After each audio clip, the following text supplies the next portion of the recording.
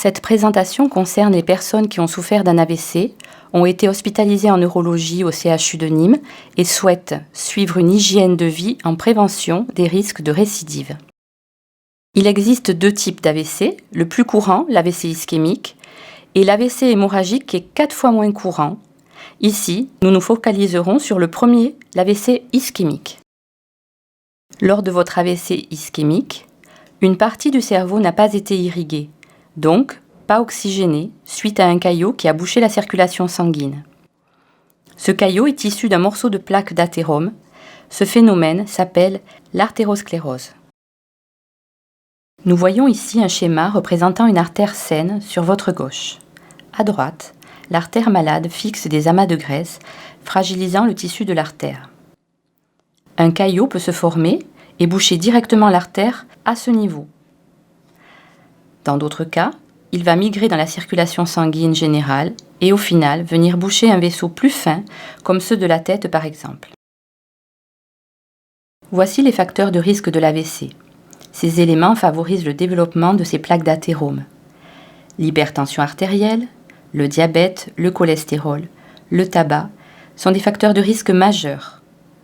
Dans d'autres facteurs de risque modifiables, on retient l'alcool, l'obésité, le stress et la sédentarité. Et vous, quels sont vos facteurs de risque? Est-ce que le tabac, l'âge, le diabète, l'hypertension artérielle, la dyslipidémie vous concernent?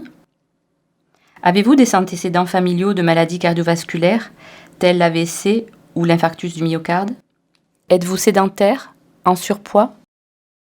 Vous êtes à risque d'AVC si vous avez plus de 55 ans chez l'homme ou si vous êtes une femme de plus de 60 ans et ménopausée, si vous fumez, si vous avez un diabète mal équilibré, que vous soyez sous médicaments antidiabétiques oraux ou pas, si vous souffrez d'une hypertension artérielle non traitée ou non équilibrée, si vous avez une dyslipidémie avec des chiffres du bilan lipidique hors norme, que ce soit pour le cholestérol ou les triglycérides, vous êtes prédisposé à la maladie cardiovasculaire en cas d'hérédité, de sédentarité ou de manque d'exercice physique adapté, en cas de surpoids aussi. Et pour cela, je vous encourage de visionner la vidéo de l'atelier infirmier sur la même page. Les items en rouge correspondent à des facteurs de risque cardiovasculaire en lien avec l'alimentation. Ils vont être maintenant abordés dans cette présentation.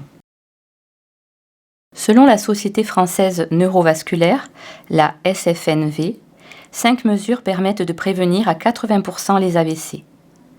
Elles concernent l'hypertension artérielle, que vous voyez dans la case avec l'intitulé numéro 1, l'alimentation en 2, la normalisation du cholestérol sanguin en 3 avec un LDL cholestérol inférieur à 0,7 g par litre, la mise en pratique d'une activité physique d'une durée de 30 minutes par jour et l'arrêt du tabac que vous avez en 4 et en 5.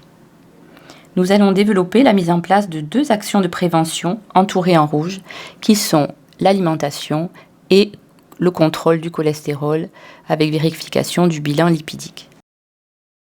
Quels sont les chiffres de votre bilan lipidique? Il est intéressant de regarder de plus près les dosages du cholestérol total, du HDL cholestérol, du LDL cholestérol et des triglycérides. Puis de comparer ces résultats au moment de votre AVC avec ceux de votre dernier bilan sanguin. Est-ce que ces résultats ont évolué? Est-ce que les chiffres se sont normalisés? Après un AVC, les objectifs du bilan lipidique sont beaucoup plus stricts, mais voyons à quoi cela correspond. Vous voyez sur le schéma en rouge le foie, où est fabriqué 80% du cholestérol, sachant que 20% du cholestérol vient de l'alimentation, des aliments riches en cholestérol. Ce cholestérol rejoint les tissus périphériques qui en ont besoin par un transporteur appelé LDL cholestérol. Il circule ainsi dans les vaisseaux malades et se dépose sur les parois où il constitue des plaques d'athérome. Le cholestérol est recyclé, il revient vers le foie grâce à un autre transporteur, le HDL cholestérol, qui, entre guillemets, ramasse et nettoie les vaisseaux. C'est pour cela que pour une même molécule de cholestérol, on appelle communément le bon cholestérol le HDL cholestérol et le mauvais cholestérol le LDL cholestérol. Un bon équilibre entre les deux permet d'avoir autant de cholestérol qui part que de cholestérol qui revient au foie, et donc moins de dépôts dans les parois des vaisseaux. Sur la partie droite de la diapositive, vous pouvez lire les objectifs de chacune des graisses du sang. Le cholestérol total doit être inférieur à 2 grammes par litre. Comme nous l'avons vu précédemment, le LDL cholestérol doit être inférieur à 0,7 g par litre. Le HDL cholestérol est normal à 0,4 g par litre et devient protecteur à partir de 0,6 g par litre.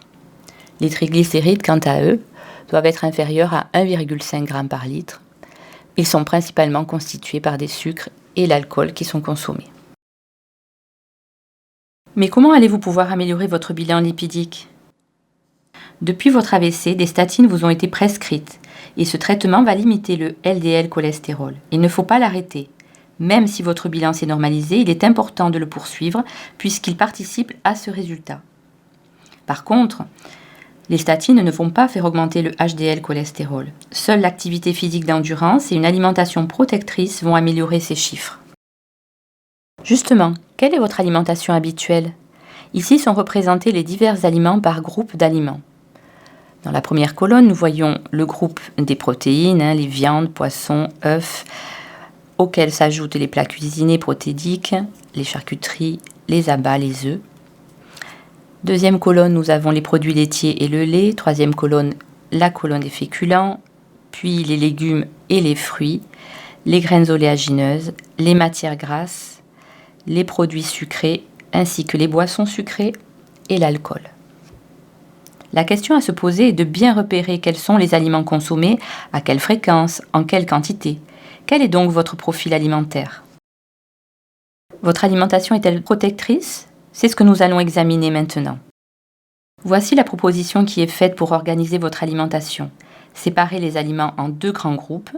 À votre gauche, les aliments protecteurs, riches en acides gras oméga 3, en fibres, en antioxydants. À votre droite, les aliments riches en graisses saturées qui obstruent les vaisseaux. Elles sont présentes dans les aliments d'origine animale. Enfin, les aliments riches en cholestérol, ils constituent les 20% d'apport de cholestérol exogène. Nous allons reprendre les fréquences de consommation qui sont recommandées.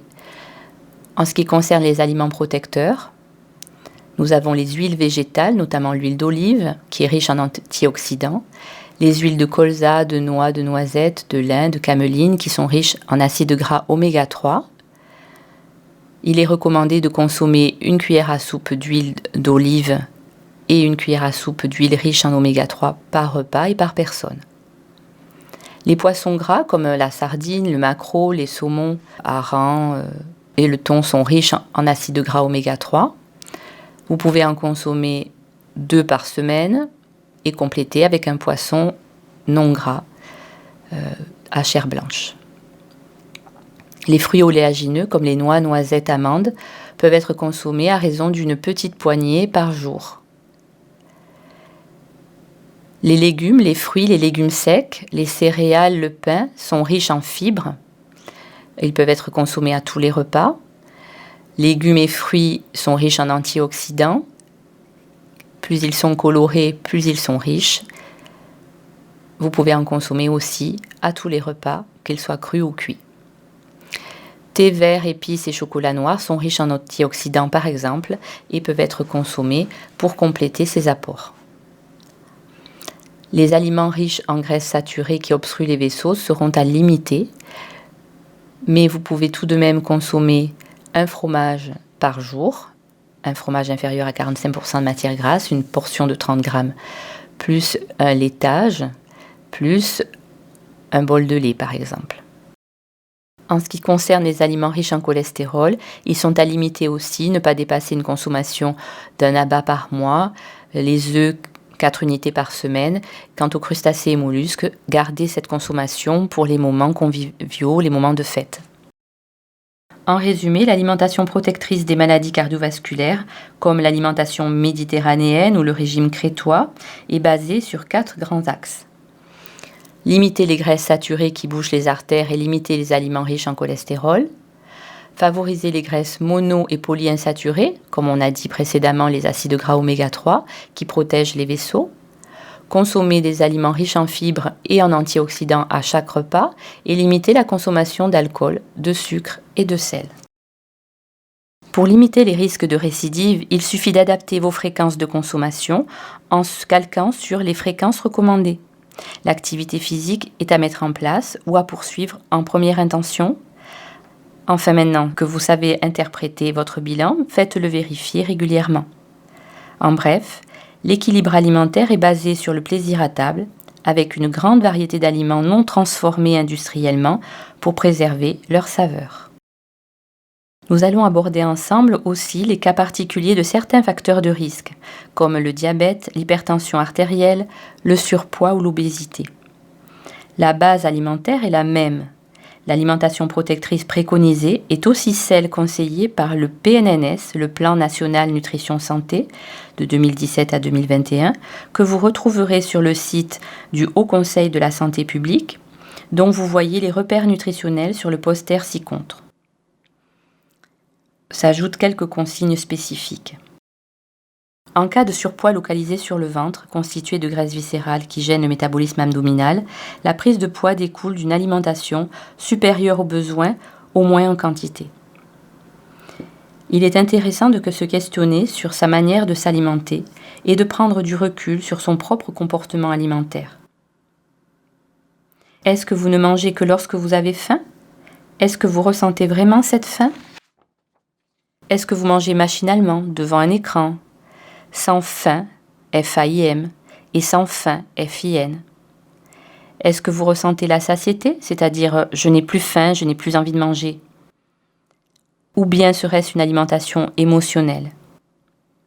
L'objectif est de manger selon ses sensations alimentaires, en pleine conscience, c'est-à-dire sans aucune distraction, en dégustant, en prenant le temps de mastiquer, ce qui peut diminuer spontanément le volume des repas, des collations, des grignotages et amener à la perte de poids. Bien sûr, dans ce cas quelquefois délicat à gérer seul, vous pouvez vous adresser à un psychologue et à un diététicien. Autre cas particulier, si vous êtes diabétique. Si vous êtes diabétique, c'est que vous avez une glycémie haute au quotidien, qui est souvent due à un manque d'efficacité de l'insuline à cause d'une graisse viscérale. Dans ce cas, l'objectif est de normaliser la glycémie en évitant de manger ou de boire trop sucré. De laisser le temps au pancréas de fabriquer de l'insuline, qu'elle soit efficace avec les traitements, les antidiabétiques oraux, que vous prenez. Pour ce faire, limitez les pics de glycémie entre les repas en évitant les quantités de sucre trop hautes apportées par les boissons sucrées, les produits sucrés en général. Et en cas de prise de produits sucrés, les réserver pour des repas riches en fibres, qui vont tamponner la glycémie. Si vous êtes hypertendu, vous pouvez limiter les pics tensionnels par la pratique d'une activité physique adaptée, par une bonne gestion de votre stress et de votre anxiété. Et au niveau alimentaire, limitez les apports en sel, en salant moins en cuisine, en apportant donc du goût avec des aromas, des épices, de l'ail, de l'oignon, ne pas ressaler à table bien sûr. Consommer des plats faits maison, peu salés, éviter les eaux gazeuses sodiques, diminuer les aliments transformés qui contiennent trop de sel, éviter aussi les comprimés effervescents, les pastilles Vichy et la réglisse. En ayant assisté à cette présentation, vous pouvez en toute autonomie revisiter votre alimentation et limiter vos facteurs de risque cardiovasculaire. C'est votre rééducation alimentaire. Dans le livret Équilibre et plaisir que vous voyez sur la gauche, vous allez pouvoir retrouver l'ensemble des informations de ce diaporama. C'est un récapitulatif édité par le CHU que vous trouverez sur la page prise en charge de l'AVC.